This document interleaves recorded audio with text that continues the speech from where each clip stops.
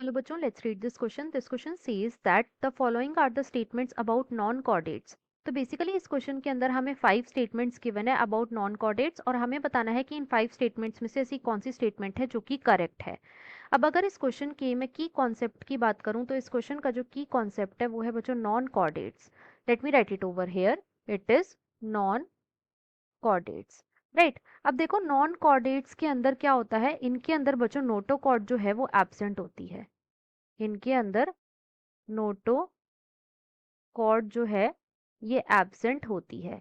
अब अगर मैं इनके सेंट्रल नर्वस सिस्टम की बात करूं तो इनका सेंट्रल नर्वस सिस्टम कैसा होता है, इनका जो सेंट्रल नर्वस सिस्टम है ये कैसा होता है, तो बच्चों ये होता है ventral, it is ventral solid and double.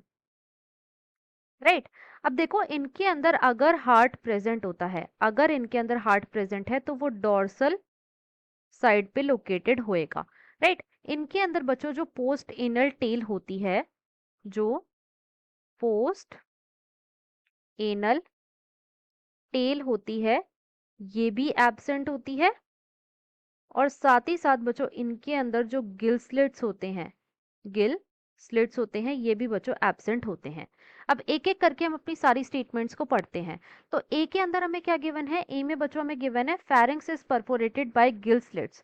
तो ये इनकरेक्ट हो जाएगी, क्यों, क्योंकि गिल स्लिट्स जो होते हैं वो नॉन कॉर्डेट्स में एब्सेंट होते हैं। जो फेरिंक्स होता है बच्चों ये परफोरेटेड होता है bye gill slits in chordates not in non chordates, तो इसलिए ये स्टेटमेंट हमारी इनकरेक्ट है। राइट, बी में हमें गिवन है नोटोकॉर्ड इज एब्सेंट, तो ये बिल्कुल करेक्ट है, जो नॉन कॉर्डेट्स होते हैं उनके अंदर नोटोकॉर्ड जो है वो एब्सेंट होती है। सी में बच्चों में गिवन है central nervous system is dorsal, तो ये इनकरेक्ट हो जाएगा, क्यों, क्योंकि इनका सेंट्रल नर्वस सिस्टम कैसा होता है, it is ventral solid and double. Right, D में हमें गिवन है heart is dorsal if present, तो ये बिल्कुल करेक्ट है।